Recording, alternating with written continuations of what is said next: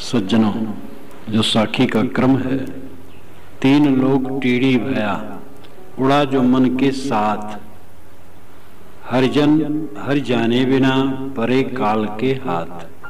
तीन लोग टिड्डी दल हो गया। तीन लोग का अर्थ है संसार की समग्रता।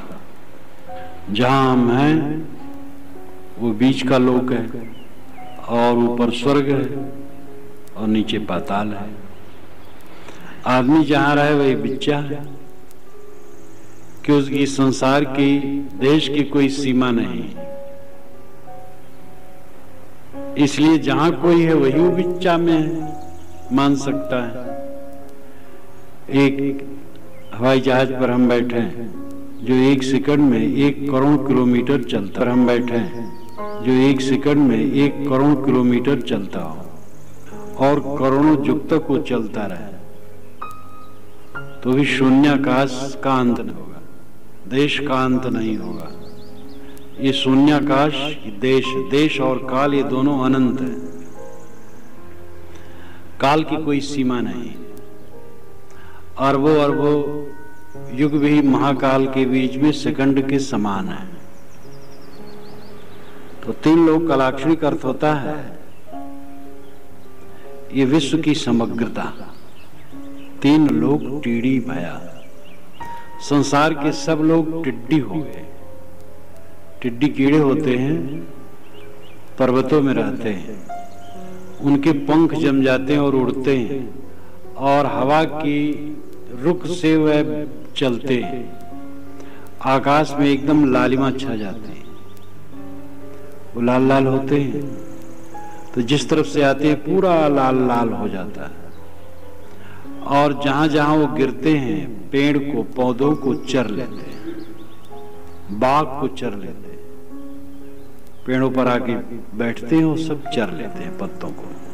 फसल को तो एकदम बड़ी बड़ी फसल को चाट देते हैं, एकदम नीचे तक काट के खत्म कर देते हैं। तो लोग, गांव वाले जब देखते टिड्डी दल आ रहा है तो बाजा लेके, झांखर लेके दौड़ते हैं, बाजा बजाते हैं, जिससे वो भागते हैं। अगर खेत में पड़ गए तो झांखर से पीटते हैं। एक टिड्डी दल को खदेड़ने में मैं भी था। बहुत पहले की बात है, कोई 50 वर्ष पुरानी बात है।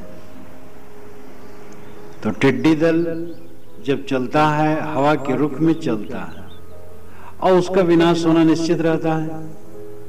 हवा में उड़ा, जहां तहां पड़ा, लोगों ने पीटा, न पीटे तो भी उनका तो मरना निश्चित है। साहब कहते हैं तीन लोग टीढ़ी भया, उड़ा जो मन के साथ। संसार के सभी लोग टिड्डी हो गए, और वह मन के साथ उड़े। जैसे वह हवा के साथ उड़ते हैं टिड्डी, तैसे ये जीव मन के साथ उड़े और यत्र तत्र हो करके बिखर गए, परेशान हो गए। मन ही के बहाव में तो सब बह रहे हैं।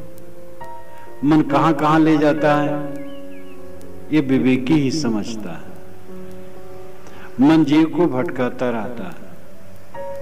हरिजन हरि जाने बिना परे काल के हाथ। हरिजन, हरिभक्त, हरि को समझने और जानने वाले, जो उसको समझना चाहते हैं, जानना चाहते हैं, पाना चाहते हैं। हरि को समझे नहीं, जाने नहीं, इसलिए काल के हाथ में पड़ गए, कल्पनाओं के हाथ में पड़ गए। हम भगवान को चाहते हैं, मोक्ष को चाहते हैं, लेकिन समझते नहीं, शब्दों के पीछे भागते जा रहे हैं।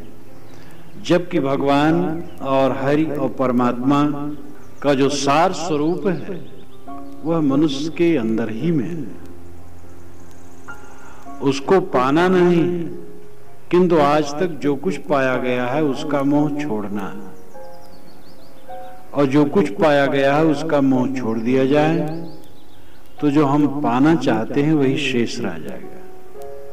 ये तो एक वैज्ञानिक तथ्य है कि बाहर की चीज जो मिलती है वो छूट जाती है, क्योंकि जितनी चीजें मिलती हैं, मिलने के साधन हमारे पास 6 हैं, 5 ज्ञानेंद्रियां और 6ठा मन। 5 ज्ञानेंद्रियों से जो मिलता है वो 5 विषय, शब्द, स्पर्श, रूप, रस, गंध। और मन से जो मिलता है वो क्या है? वो 5 विषयों के संस्कार। तो जानने के साधन 5 ही हैं, 5 ज्ञानेंद्रियां, आंख, नाक, कान, जीभ, चाम। और मन में तो ये सब के संस्कार जमा होते हैं, लेकिन इन इंद्रियों से अलग अंतःकरण तो है ही। सुख दुख की अनुभूति मन से होती है, आंख से नहीं, नाक से नहीं, कान से नहीं। तो ये 6 साधन है, और ये 6 साधन से जो मिलता है वो माया है। इसलिए जो मिलेगा वो या तो रूप होगा, या गंध होगा, या स्वाद होगा, या स्पर्श होगा, या शब्द होगा, या संकल्प विकल्प होंगे। और क्या मिलेगा? इसी में जो हम भगवान की कल्पना कर लेते हैं वो भी 5 विषय से अलग ना होगा। लेकिन जब हमारा मन रुक जाएगा, मन स्थिर हो जाएगा और मन ही शांत हो गया, तो इंद्रियां पहले शांत हो गई। और इंद्रिय और मन दोनों की हरकतें जब खत्म हो गई, तब जो शेष रहा उसको हम परमात्मा कह सकते हैं, उसको हम मोक्ष, निर्वाण, परम तत्व कह सकते हैं। क्योंकि वो मन वाणी के व्यापार से अतीत है। जहां मन शांत हुआ, वाणी शांत हुई, इंद्रियां शांत हुई, तब जो शेष तत्व है वही शिव तत्व है। प्रपंचोपशमम शांतम शिवम अद्वैतम। जब प्रपंच का उपशमन हो गया, प्रपंच है विस्तार, मन में प्रपंच है, और मन जब शांत हो गया तो प्रपंच शांत हो गया, और प्रपंच शांत हो गया तब शिवम, शिव स्वरूप है। फिर अद्वैतम, अकेला है। अद्वैत समाधि भाषा है। जब चित्त शांत हो जाता है तब चेतन ही शेष रहता है, इसलिए वो अद्वैत है। तो हरिजन हरि जाने बिना परे काल के हाथ। हरिजन लोग हरि को नहीं समझे, इसलिए वो कल्पना के हाथ में ही पड़े रह गए। मन से बनाई कल्पना को वे हरि समझते रहे, मन की कल्पनाओं में ही घूमते रहे। जो कुछ उन्होंने मन से गढ़ा उसी की उपासना में जीवन भर लगे रहे, मन से अतीत होने की दशा में पहुंचे ही नहीं। श्रुति कहती है, यदा पंचावतिष्ठन्ते ज्ञानानि मनसा सह बुद्धिश्चाना विचेष्टत तामाव परमाम गतिम। यदा पंचावतिष्ठन्ते ज्ञानानि, 5 ज्ञान इंद्रियां जब शांत हो जाती हैं, मनसा सह, मन भी, और बुद्धिश्चा, बुद्धि भी। इन्हीं 5 ज्ञान इंद्रियां, मन और बुद्धि, ये जब शांत हो जाते हैं, ताम आओ परमाम गतिम, इसको परम गत कहा जाता है। चित्त शांत हो जाए, समाधि यही तो है। विचारहीन दशा, एक विचारहीन दशा कही जाती है बेवकूफ आदमी को या गलत आदमी को, विचारहीन है, बेविचारी। लेकिन ये विचारहीन दशा का मतलब है संकल्पों से रहित दशा, चित्त से रहित दशा, अमनी भाव, उन्मूलन दशा, जहां मन शांत हो जाता है। मन जीव को रात दिन नोचता रहता है, परेशान करता रहता है, और मन के प्रपंच को जो शांत कर देता उसका प्रपंच शांत हो जाता है। इसीलिए बारंबार आप लोगों को ये कहा जाता है कि रोज ध्यान करो, और कुछ समय ऐसा आपका बीतना चाहिए जहां पर कोई संकल्प न हो, कुछ न सोचो, एकदम कुछ न सोचने की स्थिति में जाओ। रोज करोगे तो ऐसा हो जाएगा, आदत बन जाएगा, कुछ न सोचने की अवस्था में पहुंच जाओगे, कुछ न सोचो। और जब कुछ नहीं सोचा जाता है तब शेष जो तत्व है वही आत्म तत्व है। अब उसको अपनी अपनी भाषा पीछे से लोग देते हैं, लेकिन वो विविध नहीं है, वो जो है सो है, सत्ता मात्र है, सबके अंदर में चेतन सत्ता मात्र है। तो संकल्प शांत हुए, विचार शांत हुए और चेतन सत्ता मात्र रहा। बस यही हरि की उपलब्धि है। इसीलिए कबीर साहब ने शब्द में कहा है, बाएं दहने तजु विकारा निजके हरिपद कहिया, काहे कबीर गूंगे गुर खाया पूछे सो क्या कहिया। बाएं दहने तजु विकारा, बाएं और दहने विकार छोड़ दो। बाएं दहने का लाक्षणिक अर्थ है सब तरफ से विकार छोड़ दो। और निजके हरिपद कहिया, और जो हरिपद है, हरि स्वरूप है, वो निज आत्मा ही। ऐसा समझ करके भटको मत और अपने आप में विश्राम पा जाओ। तो किसी ने कहा, महाराज उसकी अनुभूति कैसे है? साहब ने कहा, कहीं कबीर गूंगे गुड़ खाया पूछे सो क्या कहिए। गूंगा आदमी को गुड़ खिलाओ, पूछो कैसे लग रहा है, तो क्या कहेगा? मुस्कुराएगा खाली और कुछ कह नहीं सकता है।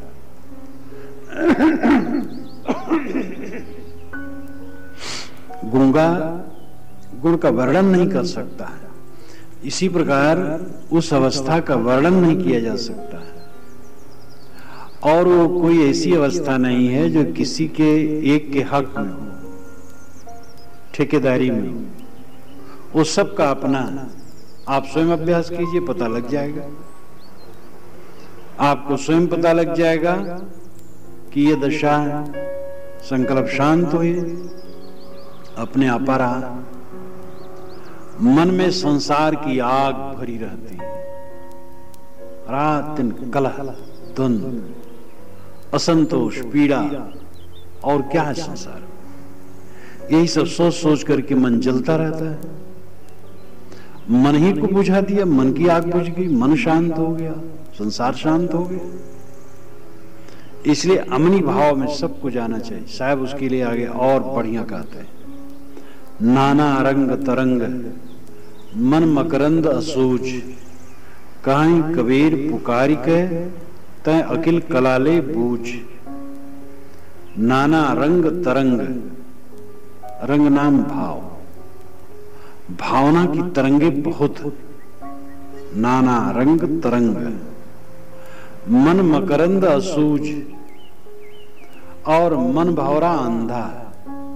मकरंद कहते हैं पुष्प रस को, फूल के रस को मकरंद कहा जाता है, और फूल के केसर को मकरंद कहा जाता है। जो फूल की धूल होती है, पराग,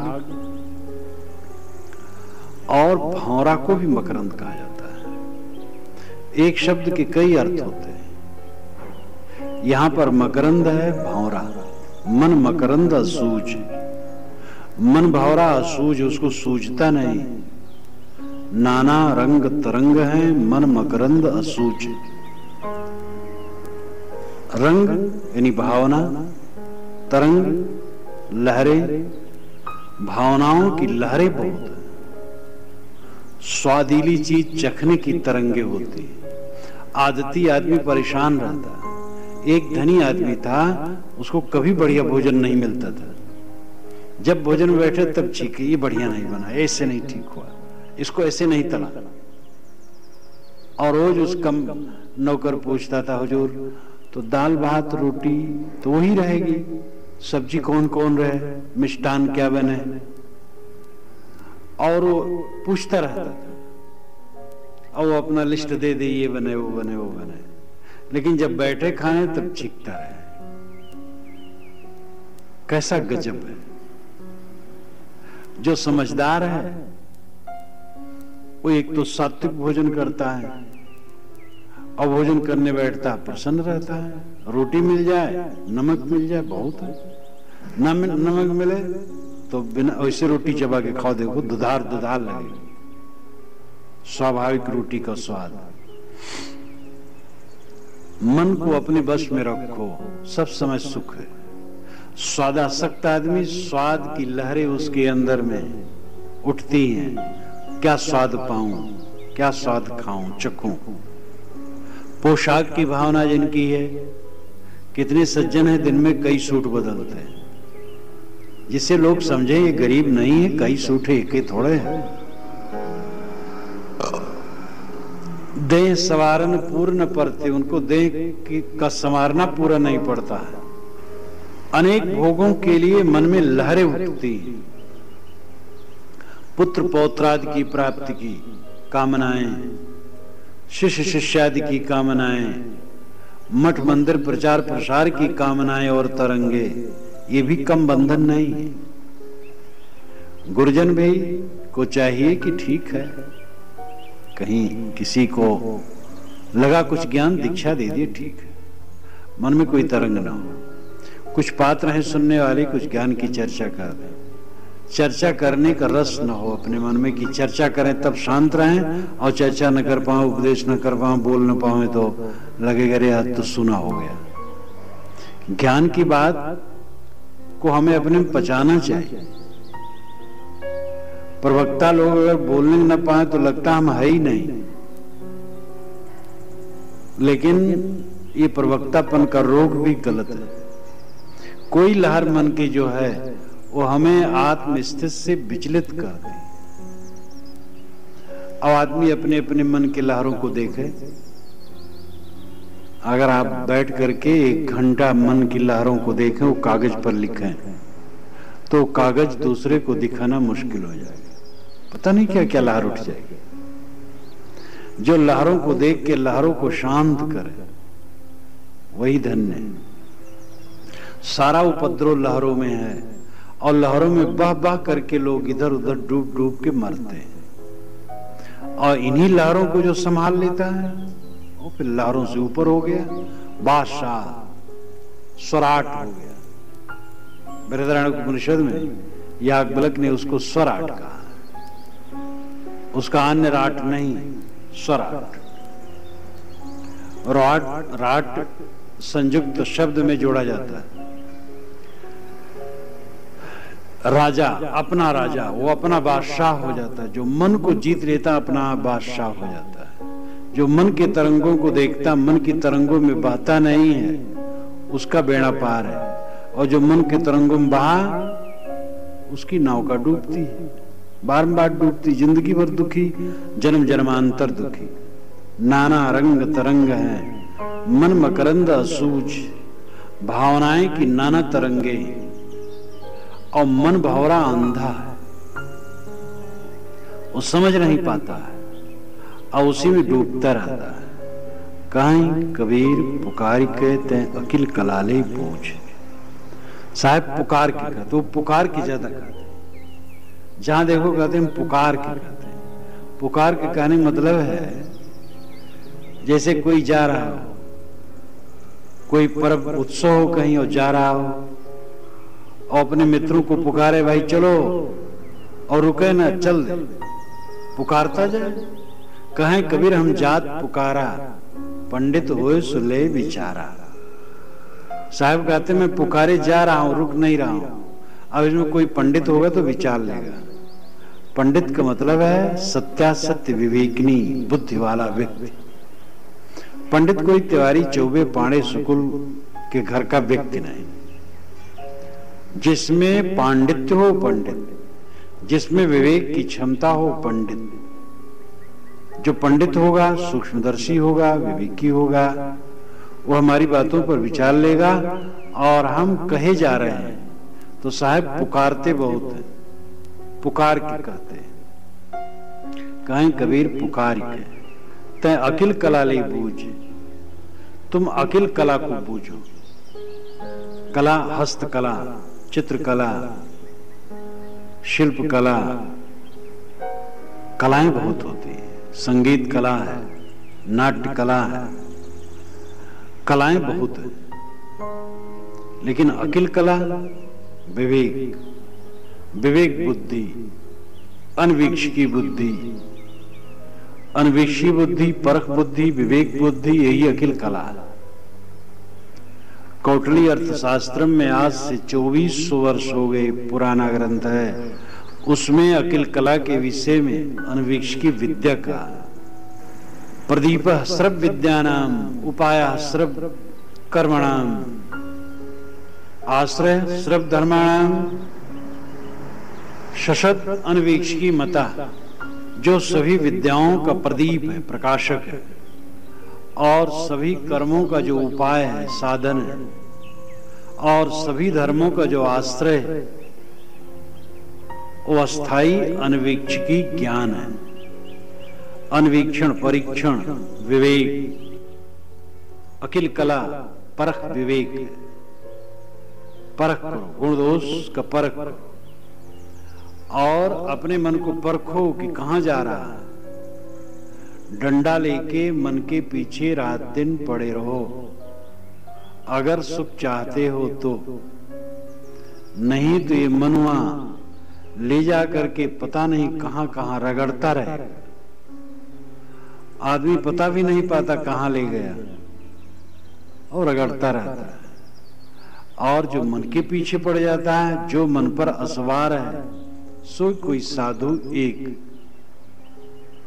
जो मन पर सवार है वो कोई एक साधु है, वही साधु है। जो मन पर सवार रहे वो साधु है। जो मन को देखता रहे, मन को वश में रखे, वही साधु है। चाहे जिस वेश में हो वही साधु, और चाहे जिस वेश में हो मन को न देख पावे, मन में बह जाए, वो साधु नहीं। साधु का मतलब साधक, जिज्ञासा, मुमुक्षा, साधुत्व, संतुत्व, गुरुत्व, ये 5 क्रम है। इस संसार में किसी किसी को ज्ञान की जिज्ञासा होती है।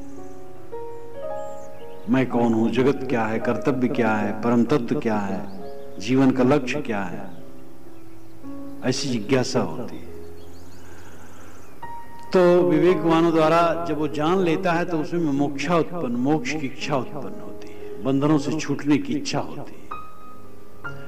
तब वो साधना करता है, गलत चीजों को छोड़ता है, तो वो साधु कहलाता है, साधना करता है। कभी फिसल जाता है, कभी समझ जाता है, ये दशा चलती है।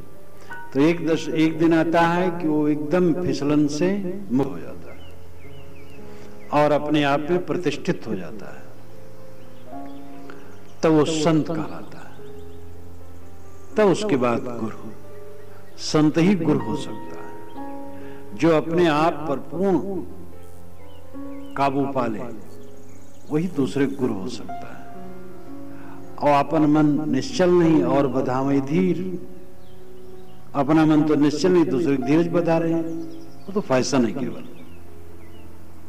बाजीगर का बांदरा, ऐसा जीव मन के साथ, नाना नाच नचाए के ले राखे अपने हाथ।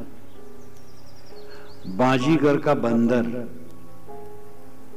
ऐसा जीव मन के साथ। बाजीगर बंदर को डोरी में लिए रहता और नचाता रहता है घर घर द्वार द्वार।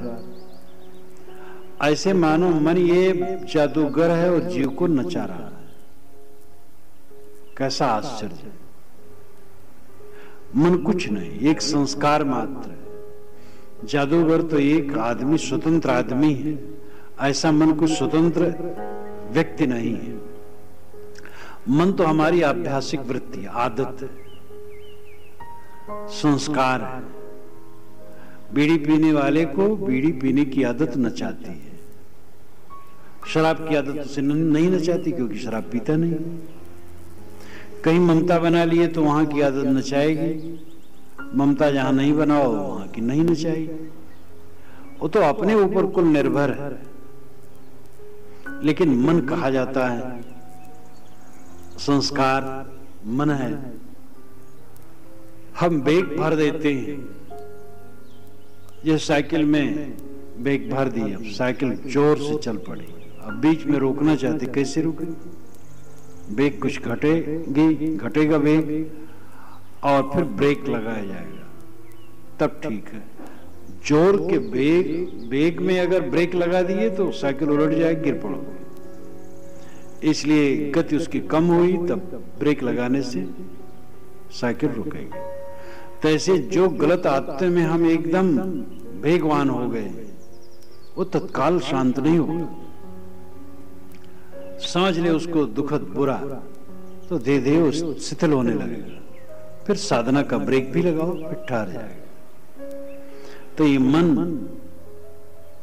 बाजीगर बन गया और जीव बांदर बन गया, और जीव को ये रात दिन नचाता है और जीव नाचता है। अपनी भूल, ये हमारी भूल है कि हम अपने मन की गुलामी कर रहे हैं। हम स्वतंत्र सम्राट चैतन्य हैं और मन एक आदत है और उसी के पीछे हम परेशान हैं। अच्छे पढ़े लिखे लोग तंबाकू खाने वाले, नहीं तंबाकू मिलता परेशान होते हैं।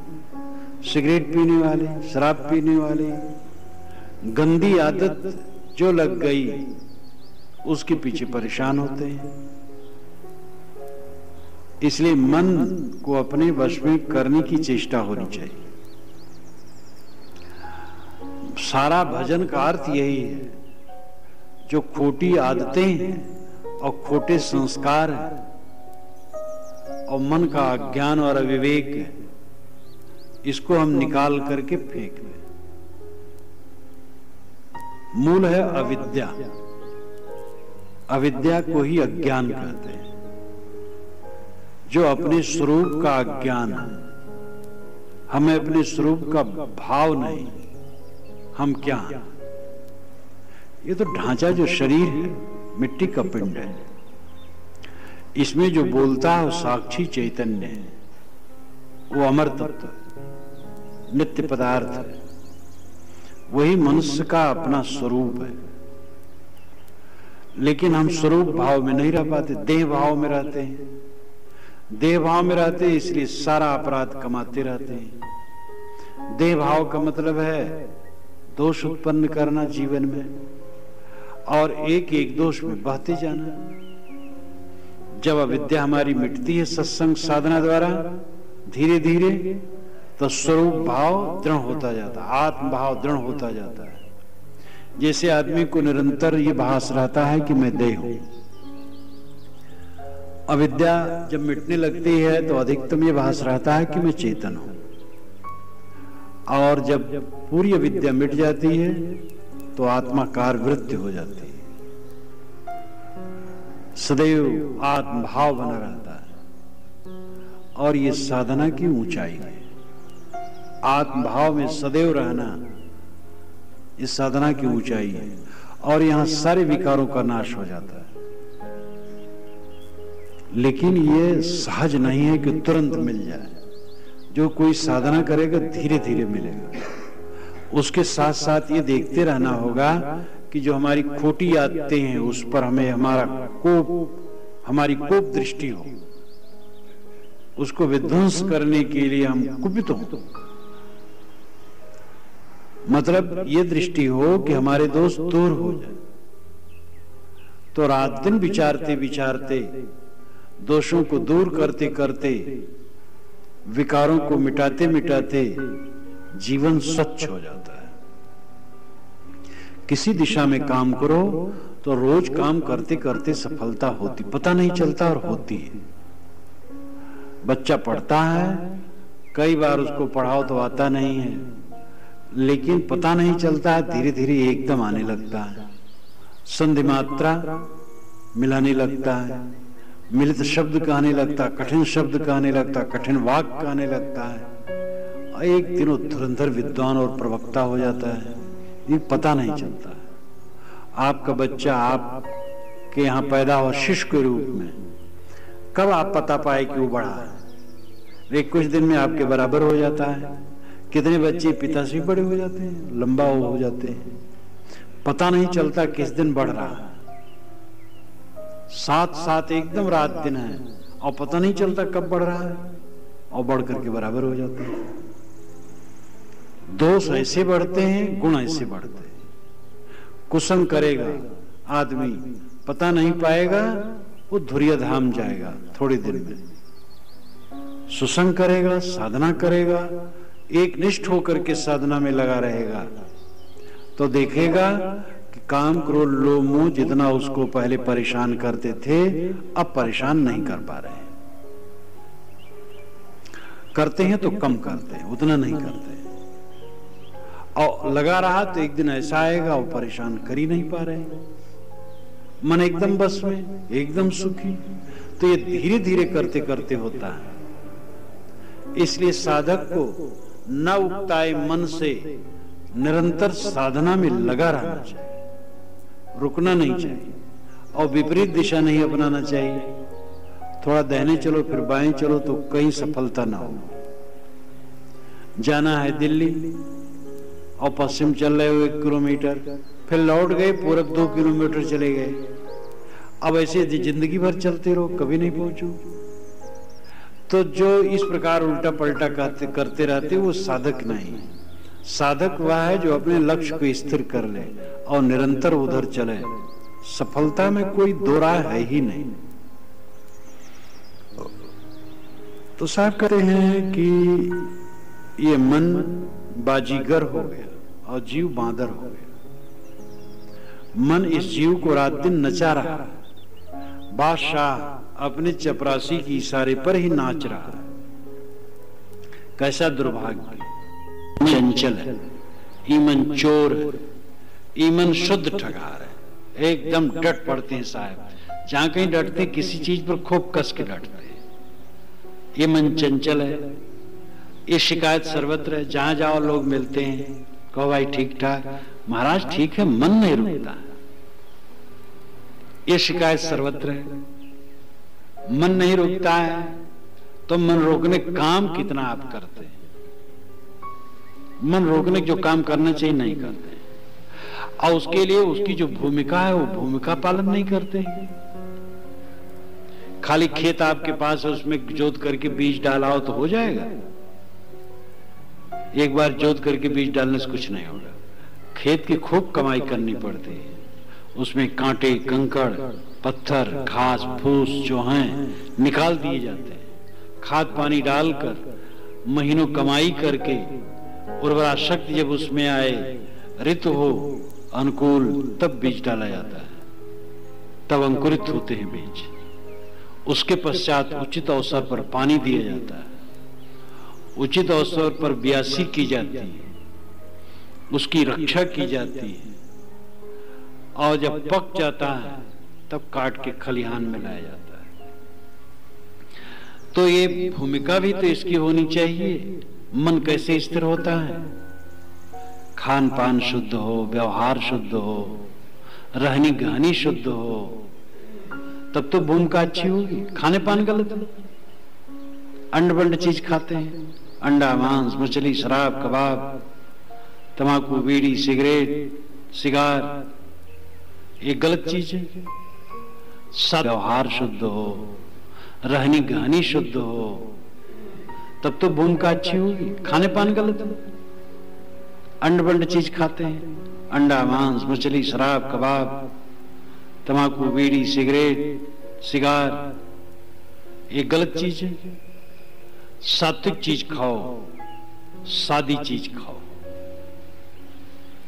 मिर्च मसाले से बचो, सादा भोजन करो, कम खाओ, झगड़ा लड़ाई किसी से न रखो, राग लाग डांट न रखो, घर में भी किसी से द्वेष न रखो, प्रेम का व्यवहार रखो, पड़ोसी से प्रेम रखो, कहीं विवादी न रहो, कुतर्की न रहो,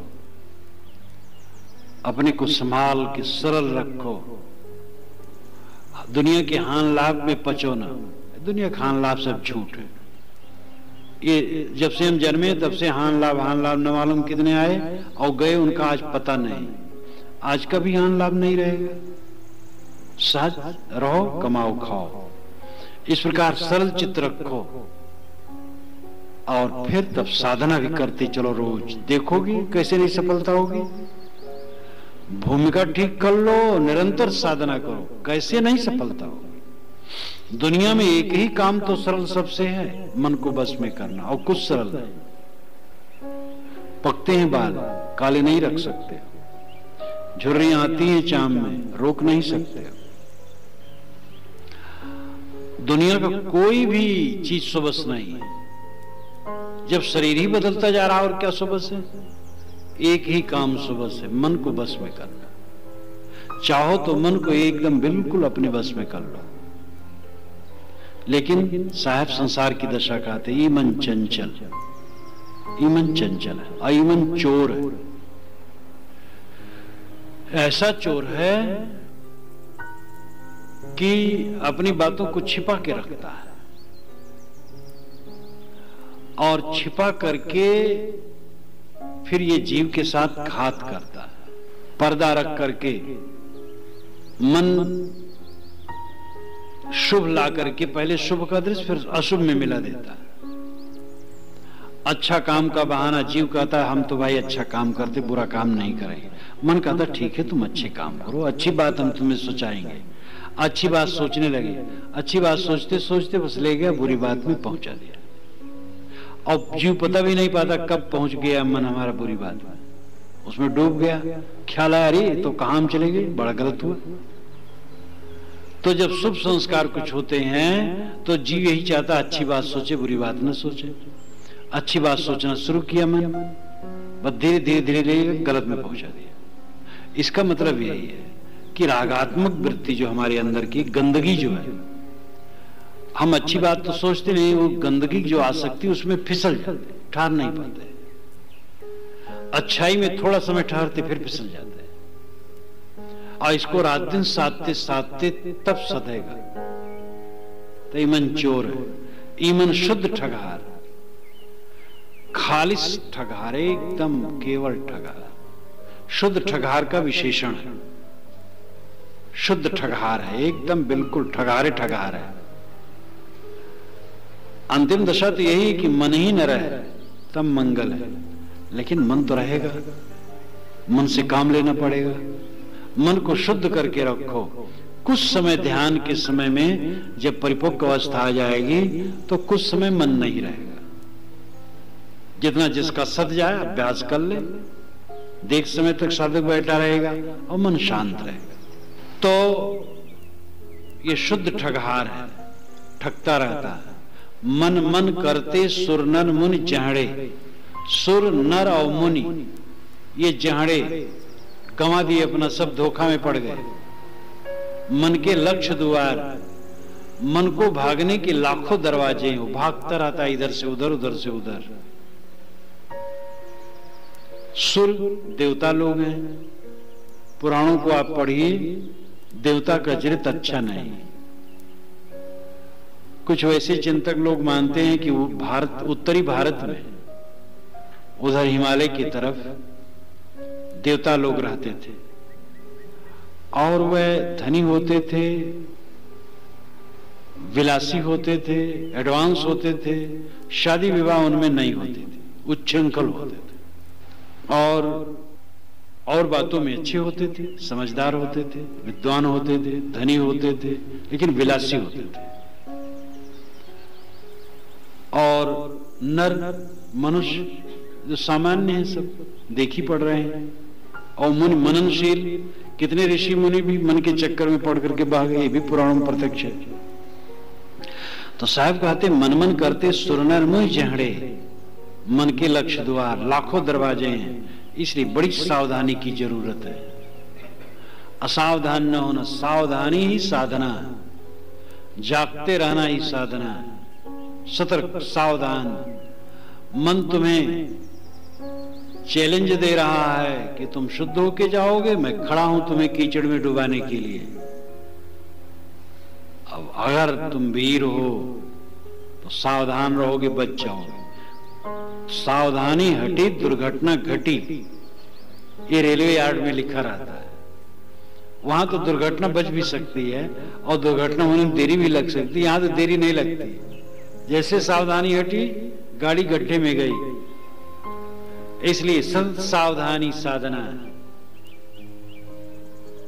आगे साहब 3 साखियां कहते हैं। विरह भुवंगम तंडसो मंत्र न माने कोय, राम वियोगी ना जिए जिए तो बाउर होए, राम वियोगी विकलतन इन दुखों मत कोय, छुअत ही मर जाएंगे ताला बेली होए, बिरह भुवंगम पैठ के कीन करे जे घाव, साधु अंग न मोरी है जो भावे त्यो खाओ। ये तीनों साखियां उन पर व्यंग हैं जो राम को बाहर खोजते हैं। साहब उनको बिरही कह करके कहते हैं बीजक में कहीं भी, और बिरही सदैव पीड़ित रहता है। बिरह वियोग जनित वेदना, वियोग की अनुभूति में जो वेदना होती है वही विरह। और जो अपने से अलग की चीज है उसी के लिए ऐसी बात है। सांसारिक सुख भोग भी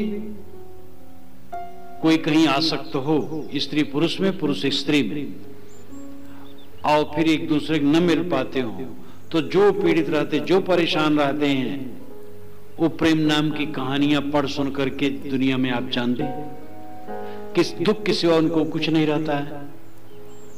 अब अगर कोई भगवान अलग मान करके उसके विरह में पड़ा है, उसकी भी दशा वही होती है।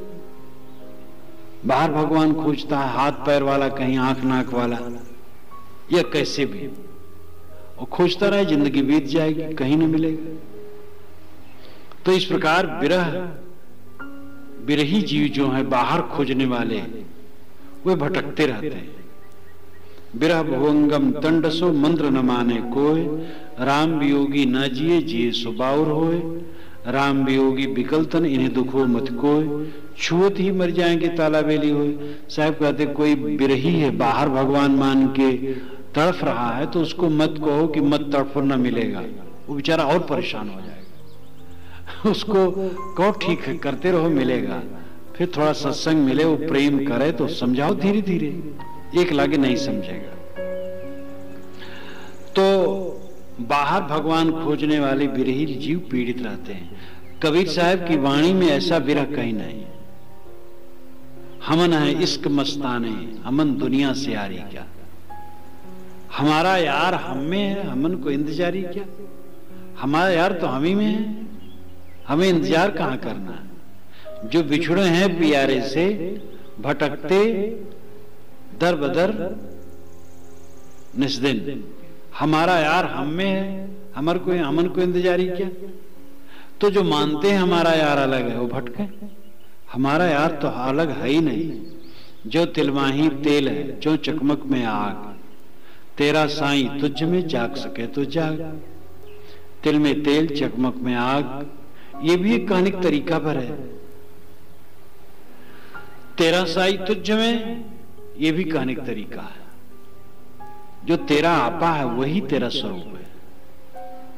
तेरा होना, तेरा अस्तित्व वही भगवान है। खोजना नहीं, पाना नहीं, नित्य प्राप्त है। विस्मरण है, स्मरण में आना है। मन जप रहा है संसार को, इसलिए वो विस्मृत है। जन संसार का जपना छोड़ दे, वो स्वयं में अंतर्मुख हो, बहिर्मुख हो। बहिर्मुख हो संसार है, अंतर्मुख हो तो स्वयं है। परांच खान विदृत स्वयंभू, तस्मात् परांग पश्यतनांतरात्मन, कश्चित धीरा प्रतिज्ञात्मानमैक्षत, आवृत चक्षु अमृतत्वमिच्छन्। बहिर्मुख इंद्रियों के वेग से मनुष्य बाहर भटकता रहता है। कोई विवेकवान पुरुष अपने मन और इंद्रियों को समेट करके अमरता की इच्छा से मन इंद्रियों को समेटकर अंतरात्मा को देखते हैं, अंतरात्मा में आते हैं, लौट आते हैं अपने आप में। सुख चाहो तो लौट आओ अपने आप में। जितना बाहर भटकोगे दुख पाओगे, केवल दुख, केवल दुख। अपने में लौट आओ, चिर विश्राम। एक दिन आता है जब दिखाई देता आदमी अपने में लौट आया, लेटा रहता, हिलता डुलता नहीं, लेकिन वो बेकार है। वो तो गया हंसा, और सब छूट गया, झांकता रह गया। नंगे जाएगा आदमी, यहां चाहे जितना पा जाए। लब्ध्वापिचा बहुन लाभान, चिरम भुक्ता सुखान्य। रिक्त हस्तश्च रिक्त हस्तश्च नग्नश्च यासाम मुस्तो यथा। बहुत लाभ दुनिया में पाया जाए, बड़ा धन दौलत सब ऐश्वर्य पद प्रतिष्ठा कीर्ति सब पा जाए, चिरम भुक्ता सुखान्य, चिरकाल तक बहुत वर्षों तक इंद्रियों के सुख भोगते रहे, लेकिन अंत में दशा क्या हो? रिक्त हस्तश्च, खाली हाथ, और नग्नश्च, नंगा बदन, या शाम जाता है मुसितो जथा, जैसे मुसित हो कोई, मुसित नाम जिसका सब चुरा लिया गया हो। मूसक कहते हैं चोर को, और मूसक कहते हैं चूहे को। चूहा दूसरे के धन ला के चुरा के धरता है अंदर में, अन्न और भी चीजें। तो ये मन हमारा सब चुरा चुरा करके ज्ञान धन काट डाला, खराब कर डाला। अब अंत में क्या होगा जानो? हम हमारा सब चुरा लिया गया हो, किसी डाकू बदमाश ने हमारा सब छीन लिया, हमें नंगा कर दिया, 2 सोटा मारा हो, और हम जा रहे हो बेवकूफ बने। ऐसे होगा। बहुत लाभ पाओ, बहुत इंद्रियों के सुख भोगो, लेकिन अंत में खाली हाथ नंगे होके वंचित इस संसार से जाना निश्चित है। वही वंचित नहीं हुआ, वही ठगाया नहीं जो अपने आत्मा में विश्राम पाया। चाहे जितना बाहर का पाओ, रहने वाला नहीं, किसी का नहीं रहा, हम लोग कैसे रह गए? और रहते रहते भी वो शांति नहीं देता। शरीर है तो गुजर बसर करना पड़ता, रोटी खाना पड़ता, और कपड़ा पहनना पड़ता, और व्यवहार करना पड़ता। अन्यथा बाहर की चीजें आदमी को कभी शांति नहीं देती, परेशानी के अलावा। वो तो उसी को शांति मिलती जो अंतर्मुख होता है। करक करेजे गड़ रही वचन वृक्ष की फांस, निक्साए निक्से नहीं रही सुकाहू घास। करक, करक कहते जो रुक रुक करके पीड़ा दे। करक करेजे गड़ रही वचन वृक्ष की फांस, वचनों के वृक्ष की फांस रेसे अंदर में गड़ गए हैं, इसलिए करक होती है, रुक रुक के पीड़ा होती है। वचनों के वृक्ष, वचन वृक्ष के फांस, वचन वृक्ष का मतलब वचन समूह।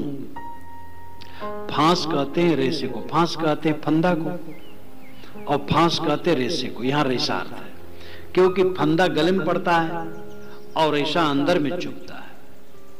जैसे बांस इत्यादि का रेशा हो पतला और चुभ जाए अंदर, बहुत पतला सा रेशा, उसको फांस कहते हैं। तो वचनों के समूह के रेशे मनुष्य के अंदर में घुस गए और वहीं पर हैं, इसलिए वहां पक गया और मवाद भर गई, और वहां टीस होती है, करक होता है, पीड़ा होती है, रुक रुक की पीड़ा होती है। हर आदमी वाणी की पीड़ा से पीड़ित है। हमें अमुक ने ये कह दिया, हमें अमुक ने वो कह दिया।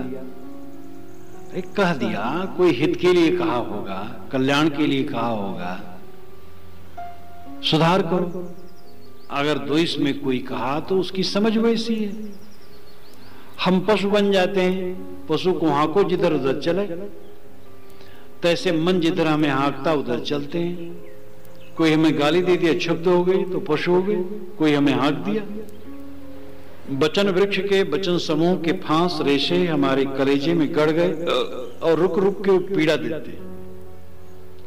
निक्साए निक्से नहीं, निक्साए नहीं निकसते। कितने लोगों को 1000 बार समझाओ, दुश्मनी उनकी नहीं जाती। कुछ लोग तो प्रतिज्ञा कर लेते हैं, अमुक के दरवाजे पर जाऊं तो मैं ऐसा पाप करूं, वो कहने लायक नहीं रहता, ऐसा शब्द कसम खा लेते हैं। एक सज्जन ने कसम, गांव में 2 बड़े आदमी थे, दोनों में बेमनस हो गया, कुछ हुआ विवाद, तो एक बड़े आदमी ने दूसरे के लिए कह दिया कि हम तुम्हारे दरवाजे पर आए तो ये करें। बहुत गंदी बात कह डाला। अब वो जब जोश उतरा तब तो अब होश में आए, लेकिन अब वो प्रतिज्ञा में पड़ गए। तो जब कोई मीटिंग हो गांव में और उनके यहाँ हो जिनके यहाँ के लिए वो प्रतिज्ञा खाए थे, तो कहे भाई देखो उनके यहां तो हम जा नहीं पाएंगे, और जब उन्हीं यहां हो तो वो आ जाते थे और सब आ जाते थे। मैंने उनको देखा, बचपन में उनको देखा, साधु मार्ग में आया तब भी वो जीवित थे, और साधु मार्ग में आने के बाद मेरे वो कई वर्षों के बाद मरे हैं, और जिनके लिए प्रतिज्ञा किए थे वो तो बहुत पहले मर गए। लेकिन उनके मर जाने के बाद जो उनका नाती था तब भी उनके दरवाजे को नहीं आते थे। कहे उनके दरवाजे तो जाएं कैसे, मैंने ऐसी प्रतिज्ञा, ऐसा कसम खा लिया। अब बताओ कैसा धोखा है आदमी, कैसा बैर बांध लेता है। अनाड़ी का बैर लोहे की लकीर, लोहे पर जैसे लकीर कर दो तो अजर अमर, वैसे। और थोड़ा जो समझदार है उसका बैर बालू की लकीर, बालू पर लकीर पार दो तो कुछ घंटे रहेंगे। और विवेकवान का बैर पानी की लकीर, पानी पर लकीर पारो बस खत्म। विवेकवान के मन में किसी के लिए कुछ आया भी बड़ा गलत है वो तुरंत खत्म हो जाता है। तो करक करेजी गड़ी रही वचन वृक्ष की फांस, निकसाए निकसे नहीं रही सो काहू गांस, काहू को गांस रही। काहू नाम अविवेकी, काहू शब्द समझ करके साहब प्रयोग करते हैं। काहू को बेवकूफ आदमी को ये गांसती है, फांसती है। अविवेकी आदमी शब्द में उलझा रहता है, अपने अप्रिय शब्दों को सुन के उलझा रहता है, या भ्रांत की शब्दों को सुन करके उलझा रहता है। विवेकवान सुधार करता है। काला सर्प शरीर में खाइन सब जग झारी, बिरले तेजन बाँची हैं जो रामई भजे बिचारी। साहब कहते हैं सबके शरीर में काला सांप है, भयंकर सांप। काला सांप भयंकर सांप होता है। छोटे सांप होते हैं कितने काले, उनके काट लेने पर फिर बड़ा मुश्किल होता है। हमारे शरीर में काला सांप है, खाइन सब जग झारी। उस सांप ने सारे संसार के लोगों को खा लिया। बिरले ते जन बाँची हैं, बिरले वह जन बचेंगे जो विचार करके राम के भजन में लगेंगे। वो कौन सा सांप है? एक तो काल सांप है, मौत सांप है, जो सबको अंदर अंदर रात दिन खाता है। और जन्म हुआ और 1 सेकंड बीता तो 1 सेकंड के लिए मानो मौत हुई। मान लो कोई आदमी जन्माओ 80 वर्ष तक जिएगा तो 1 सेकंड घट गया, 1 दिन घट गया, 1 वर्ष घट गया। वर्ष वर्ष पर लोग वर्षगांठ करते हैं, उत्सव मनाते हैं, जबकि एक वर्ष वो घट रहा है। दुख मनाने की जगह है वो, उत्सव उसमें क्या है? लेकिन लोग उत्सव मनाते हैं। तो काला सर्प ये काल भी है, लेकिन ये काला सर्प आत्मा का पतन नहीं करता है। काला सर्प है मन के अंदर का अज्ञान, मन के अंदर का मोह, मन के अंदर का राग, काम क्रोध लोभ मोह का समुच्चय, ये काला सर्प है। ये सब के अंदर में रहता है। और खाइन सब जग झारी, अंदर अंदर ये सब को खाता रहता है, नोचता रहता है। आदमी किसमें पड़ के जीर्ण होता है? विकारों में। अंदर अंदर जो मनुष्य के विकार है वही उसको खून की तरह चाल करके जीर्ण करते हैं। बिरले तेजन बाँची हैं। साहब कहते बचने का रास्ता है, बात नहीं कि बचने का रास्ता नहीं, लेकिन बिरले बचेगा। उस बिरले में आप हो सकते हैं। कौन बचेगा? जो राम ही बचे विचार, जो विचार करके राम भजन में लगेगा। साहब का राम शब्द बहुत प्यारा है। वो जितने परमार्थ के शब्द कहते हैं राम सर्वाधिक प्यारा है। एक बीजक में करीब 250 बार वह राम कहते हैं। जो विचार पूर्वक राम के भजन में लग जाता है वो काल के फंदे से बच जाता है। राम वह अंतरात्मा को कहते हैं, अविनाशी तत्व, शिव तत्व, ज्ञान तत्व, जो आपका अपना आपा है वही राम है। हृदय बसे ते ही राम न जाना। जो हृदय में राम बस रहा है उसका भजन, और उसका भजन यही है, मन को देख के शांत करना और अपने आप में लौटना, यही राम भजन है। जो कीर्तन करते रहते हैं राम नाम से या कोई नाम से, वो स्थूल है, वो भी ठीक है पात्र के अनुसार।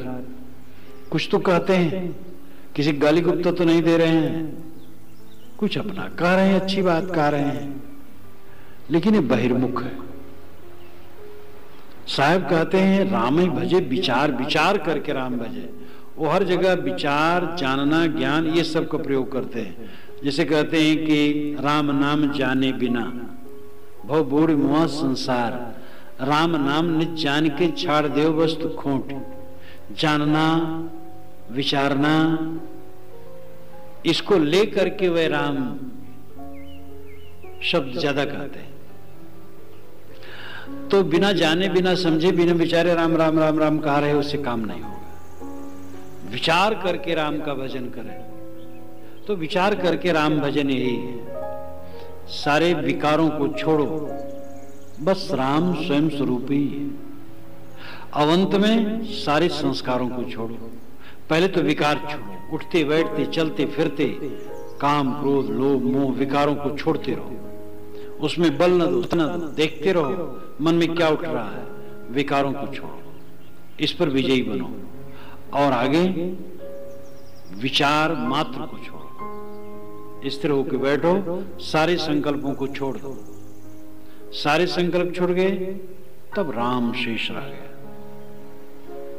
ये मन ही पर तो आज बात हुई। 3 लोग टीढ़ी भया उड़ा जो मन के साथ।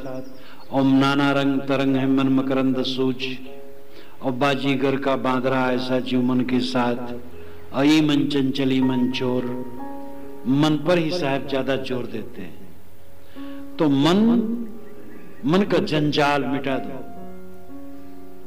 मन ही महाछली और दुष्ट है। बैठो इस तरह होके, कुछ न सोचो, मन का व्यापार खत्म करो, बस राम की स्थिति। जहां मन खत्म हुआ वहां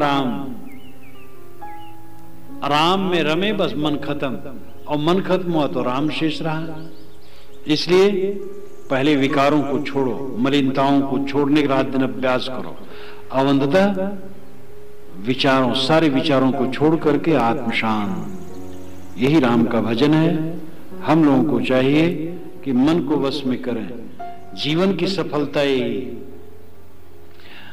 जिस व्यक्ति का मन उसके वश में है, मन अपने वश में है और आत्मविश्राम है, वह जीवन में सफल है। हमें अपने जीवन में सफल होने के लिए साधना में लगे रहना चाहिए।